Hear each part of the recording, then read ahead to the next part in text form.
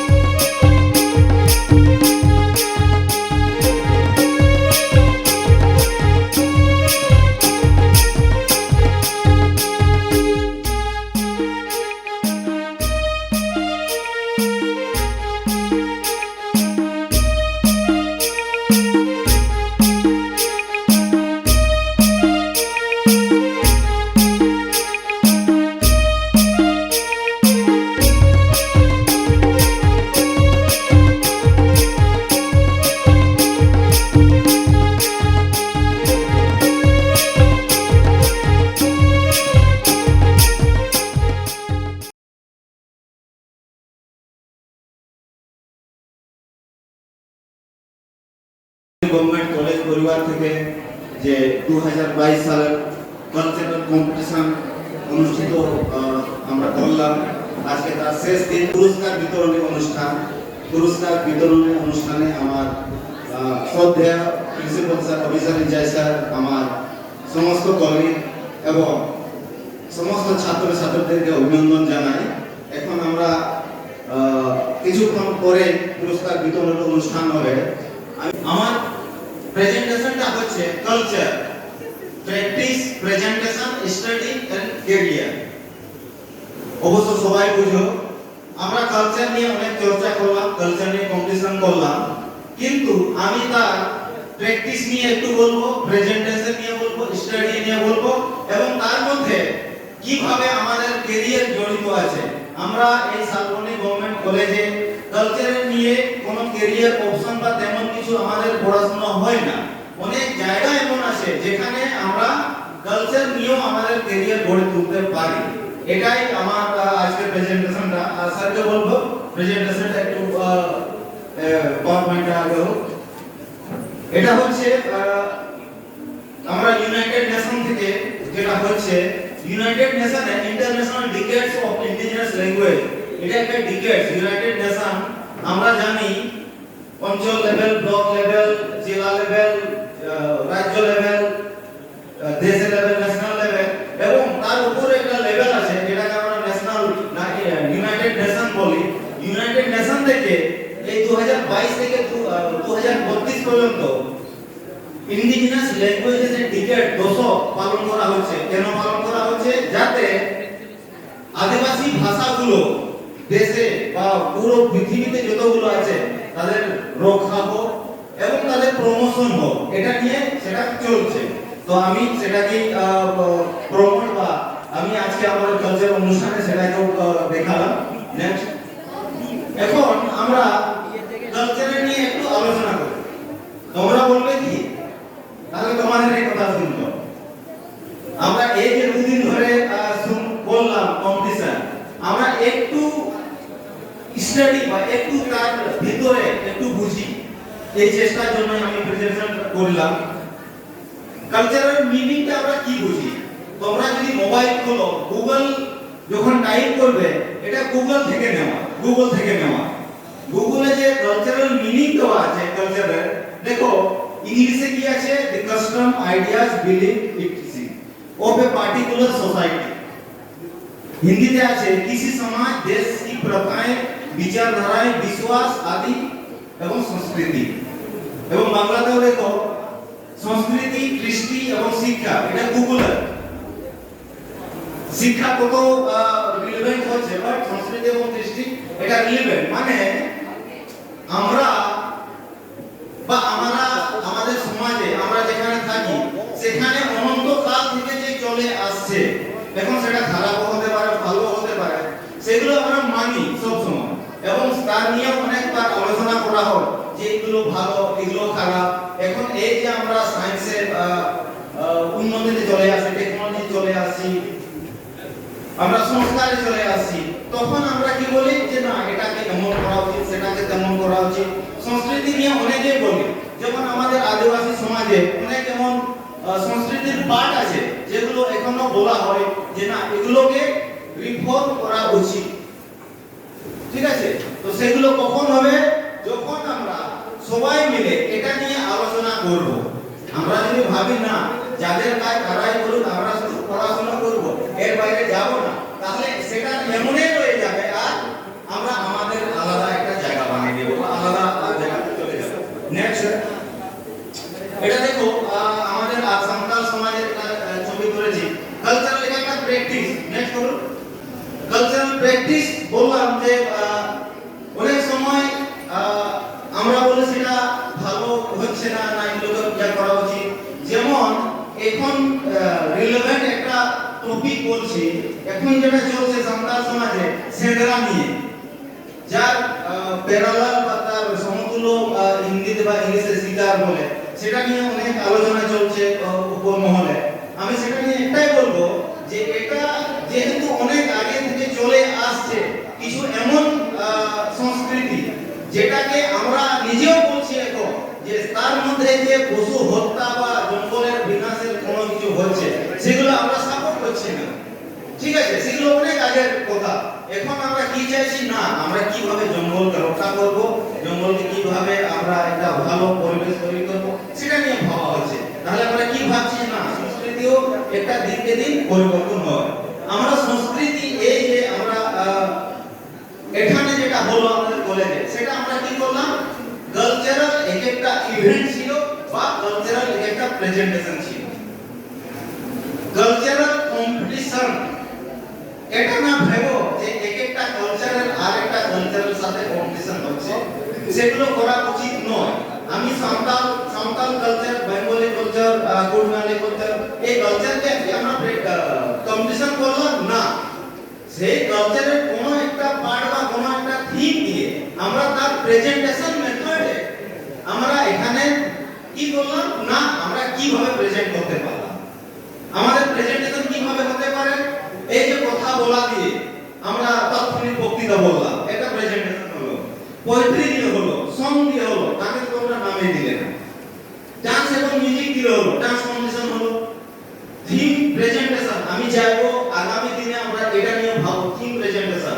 সাঁওতাল, যেমন ধরো সাঁওতাল কালচারের কোনো একটা পার্ট যে আমরা একটা থিম দিয়ে প্রেজেন্ট করলাম, আমাদের একটা থিম বলবো যেটা আজকাল সব জায়গায় ইউজ হচ্ছে, সাঁওতাল কালচারের একটা theme.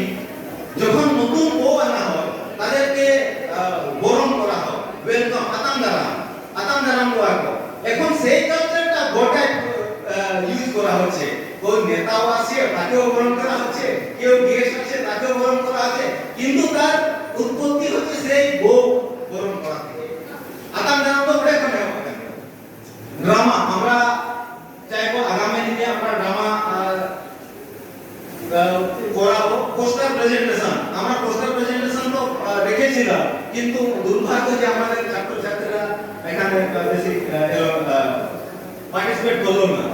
Video photography and videography আজকের ডেটে সবার থেকে কি বলবো, কালচারাল প্রেজেন্টেশনে ভালো মাধ্যম, সবার হাতে মোবাইল।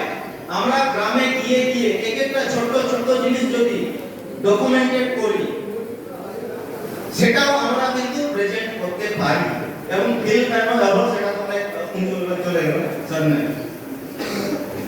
এখন আমরা বলবো যে স্টাডি, আমাদের এখানে কালচারাল স্টাডিটা হয় না, কিন্তু আমরা কালচারাল বিভাগ থেকে ভারত সরকার এবং রাজ্য সরকার কিছু কালচারাল স্টাডি সেন্টার করেছে, যেগুলো আমাদেরকে জানা দরকার, আমরা ক্যারিয়ার তুলতে পারি সেখান থেকে। দেখো, centre for cultural resource and training, এটা একটা আছে। ন্যাশনাল স্কুল অফ ড্রামা, শুনেছো তোমরা? ন্যাশনাল লেভেলে আছে। এখানে ভর্তি হওয়ার জন্য মিনিমাম গ্র্যাজুয়েশন লাগবে, ঠিক আছে। Sangeet Natak academy, Indira Gandhi national centre for arts and for the arts, Lalit Kala academy, eastern zonal culture centre. প্রতিটি ভারতবর্ষে প্রতিটি জোনে কালচার সেন্টার আছে। আমরা ইস্টার্ন জোনে পড়ি, আমাদের সেন্টার কোথায় আছে? ইস্টার্ন জোনে কলকাতাতে। Maulana Abul Kalam Azad institute of Asian study, এগুলো কিন্তু স্টাডি সেন্টার হচ্ছে কালচারের। কালচারাল বিভাগ, গভর্নমেন্ট অফ ইন্ডিয়া কালচার বিভাগের স্টাডি সেন্টার। আমরা এখন আসবো ক্যারিয়ার। আমরা সবাই এই যে পড়াশোনা করছি, সবারই তো একটা ইচ্ছা আছে যে ভবিষ্যতে কোথাও না কোথাও একটু যদি চাকরি পেয়ে যায় কোথাও, বা কোথাও ক্যারিয়ারের অপশন আমরা পেয়ে যাই, এটা নিয়ে কিন্তু আমাদের ভাবা উচিত। আমরা সবাই জানি, সবাই কিন্তু মাস্টারের চাকরি পাবে না, ডাক্তারের চাকরি পাবে না, বা রেলওয়ে বা ব্যাংকিং এ পাবো না। তাহলে আমরা এই যে কালচারাল আমরা অনুষ্ঠান করলাম, এই কালচার দিয়েও কোথাও কোথায় কিভাবে ক্যারিয়ার গড়ে তোলা যায়, এটা নিয়ে আমার মনে হয় একটু তোমাদের জানা উচিত। আমি সেটাকে তিনটি ভাগে ভাগ করেছি। প্রথম আছে government job in government department of culture. দেখো, গভর্নমেন্ট ডিপার্টমেন্টে কালচার বিভাগে অনেকগুলো অফিস আছে, সেগুলোতে আমরা জব করতে পারি, বিজনেস করতে পারি, ব্যবসা বাণিজ্য। থার্ড হচ্ছে গ্রান্ট ফর কালচার প্র্যাকটিস। এই যে আমরা কালচারাল প্র্যাকটিস করি, প্রায় এই অন্তত এই রাজ্যে আমরা তো জানি আমাদের মুখ্যমন্ত্রী অনেক সময় কালচারাল প্রোগ্রামের জন্য ফান্ড দেয়, টাকা দেয়। কিভাবে দেয়, কিভাবে আনবো আমাদের থেকে, সেগুলো আমার মনে হয় একটু আমাদের জানা উচিত, যেহেতু আমরা এখানে কলেজের ছাত্রছাত্রী। নেক্সট, এখন আমরা জানবো যে সেন্ট্রাল গভর্নমেন্টের মিনিস্ট্রি অফ কালচারে কতগুলো অফিস আছে, যেগুলো কি মিনিস্ট্রি অফ কালচারের আন্ডারে আছে। দেখো 9 নাম দিয়েছি, anthropological survey of India, archaeological survey of India, এগুলো হচ্ছে কি অফিস মিনিস্ট্রি অফ কালচারের। নেক্সট, তারপরেও কিছু অটোনোমাস বডি আছে। এই অটোনোমাস বডিগুলো কি আমাদের একটু জানতে হবে। যে অটোনোমাস বডিগুলো ইয়া তো তারা কোনো একটা এনজিও বা কোনো একটা কোম্পানি বেসিক্যালি হয় না, বেসিক্যালি এনজিও হয়। এগুলো কি করে, যদি স্টেট লেভেলের এনজিও আছে তাহলে আমাদের বিধানসভাতে এটা পাস হয়ে তাদেরকে অটোনোমাস বডি তৈরি করে দেওয়া হয়। সেই অটোনোমাস বডিতে গভর্নমেন্ট কিন্তু বছরে বছরে ফান্ড অ্যালট করে যে তোমরা কালচারাল ইভেন্টের জন্য, কালচারাল প্র্যাকটিসের জন্য তোমাদেরকে আমি টাকা দিচ্ছি। সেগুলো কিন্তু এটা এনজিও, সেগুলো অটোনোমাস, এটা সেন্ট্রাল গভর্নমেন্টের। তার মধ্যে কিন্তু আমাদের একটা অনেক বড় আছে, যেগুলো কলকাতাতে, যেগুলো এক দুটো এশিয়াটিক সোসাইটি আমরা জানি। স্যার নেক্সট, এগুলো দেখো ভিক্টোরিয়া মেমোরিয়াল হল আমরা শুনেছি না, সেটাও কিন্তু ministry of culture, government of ইন্ডিয়ার একটা পার্ট, এটা অটোনোমাস বডি।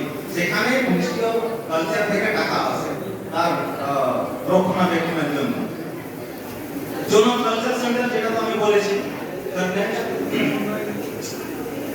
আমরা এটা হলো কি প্রথমে দেখলাম গভর্নমেন্টের অটোনোমাস বডি বা অফিসে আমরা জবে পেতে পারি। নেক্সট আমরা ব্যবসা বাণিজ্য এখন অন্তত কালচারাল বিভাগে যারা চর্চা করেন অনেক রকম পদ্ধতি হয়ে গেছে, যেগুলো আমরা কালচারাল পক্ষ থেকে বা কালচারাল চর্চা করে আমরা 2 পয়সা রোজগার করতে পারি। এগুলো আমাদের ভাবা উচিত। তোমরা জানো ফিল্ম অ্যালবাম তো আগে থেকে ছিল, এখন ইউটিউব একটা হয়ে গেছে, সোশ্যাল মিডিয়া, যেখানে অনেকে আছে যারা কালচারাল চর্চা করে, ইনফরমেশনাল চর্চা করে পয়সা রোজগার করে। তোমরা জানো কি না জানি না, কিন্তু এখান থেকেও রোজগার করা যায়, এগুলো তোমাদের জানা উচিত। ঠিক আছে, নেক্সট, এরপরেও কালচারাল অ্যাক্টিভিটির জন্য গভর্নমেন্ট থেকে স্কলারশিপ বা এড পাওয়া যায়। কি মতন পাওয়া যায়? আর্টিস্টদের পাওয়া যায়, কালচারাল টিমরা পায়। আদিবাসী কলা সংস্কৃতি, এটা ঝাড়খণ্ডে হয়েছে, এটার কত কাজ হয়েছে জানি না। আমাদের ওয়েস্ট বেঙ্গলে লোকায়ত একটা বিভাগ আছে, অফিস আছে, প্রায় ঝাড়গ্রামে একটা আছে, সেটা জানি। কত কি কাজ হচ্ছে এগুলো আমাদের জানা দরকার। মিউজিয়ামের জন্য আসে, ডকুমেন্টারি ফিল্মের জন্য গভর্নমেন্ট ফান্ড দেয়, ফেস্টিভ্যাল এবং কালচারাল প্রোগ্রামের জন্য গভর্নমেন্ট ফান্ড দেয়। এগুলো তো কি স্টেট লেভেলে এবং সেন্ট্রাল লেভেলে। আমরা গ্রামে থাকি, আমাদের গ্রাম লেভেলে কিভাবে টাকা দেয় সরকার আমরা জানি কি কালচারালের জন্য, সেগুলো একটু জানি। দেখো গ্রাউন্ড লেভেলে, গ্রাম পঞ্চায়েত লেভেলে জিপিডিপি বলে একটা প্রোগ্রাম হয়, গ্রাম পঞ্চায়েত ডেভেলপমেন্ট প্ল্যান। গ্রাম পঞ্চায়েত ডেভেলপমেন্ট প্ল্যানে কি কি জন্য, কিসের জন্য কত টাকা অ্যালট করা হয়। এর আগে মনে হয় আমি একদিন বলেছিলাম, এই যে ই গ্রাম স্বরাজে তোমরা যখন দেখবে, সেখানে কিন্তু তোমরা পেয়ে যাবে যে তোমাদের গ্রামে বা তোমাদের অঞ্চলে কিসের জন্য কত টাকা বরাদ্দ করা আছে। এগুলো কিন্তু অটোমেটিক বরাদ্দ হয়, এগুলো গ্রামে গ্রামে গ্রাম সভা হয়। গ্রাম সভা করে তারা পঞ্চায়েতে বলে যে আমাদের সড়ক লাগবে, জল জন্য সমস্যা লাগবে বা এগুলো লাগবে, এগুলো বলে। এখানেও কিন্তু কালচারাল অ্যাক্টিভিটিজের জন্য টাকা পাওয়া যায়, টাকা আমরা পেতে পারি। এটা সবার জন্য আমি অনুরোধ করব যে একটু ভালো করে দেখো, এটা তোমরা গ্রাম লেভেলে, অঞ্চল লেভেলে এটা পেতে পারো। দেখো গ্রাম পঞ্চায়েত ডেভেলপমেন্ট প্ল্যানে 29টা টপিক আছে যেগুলো আমরা কাজ করতে পারি। তার মধ্যে 3টা এমন আছে নেক্সট যেগুলো কালচারাল মধ্যে পড়ে। একটা হচ্ছে আমরা লাইব্রেরির জন্য টাকা চাইতে পারি, কালচারাল অ্যাক্টিভিটির জন্য টাকা চাইতে পারি, এবং যেটা মেলা আমরা বলি, মার্কেট এন্ড ফেয়ার, মেলা যেগুলো হয় সেগুলোর জন্য আমরা গ্রাম পঞ্চায়েত ডেভেলপমেন্ট প্ল্যানের থেকে টাকা চাইতে পারি। এগুলোর জন্য কি লাগবে বলো? আমরা সবাই জানি আমার দেশে যে রাজনীতিতে যারা পাঠ নেই তারা কত শিক্ষিত, তারা কত কিভাবে প্ল্যানিং করতে পারে, প্রোগ্রামিং করতে পারে, সেগুলো আমরা কম বেশি সবাই জানি। আমি চাই আমাদের ছাত্র ছাত্রীরা রাজনীতি করুক বা না করুক, কিন্তু আমাদের দেশের উন্নয়নের জন্য কি কি লাগবে, প্ল্যানিং বা প্রোগ্রামিং করা লাগবে, সেখানে তারা ভাগ নেয়, সেটা আমি চাইবো। কেননা আমরা যদি না ভাগ নিই, তারা কি করবে?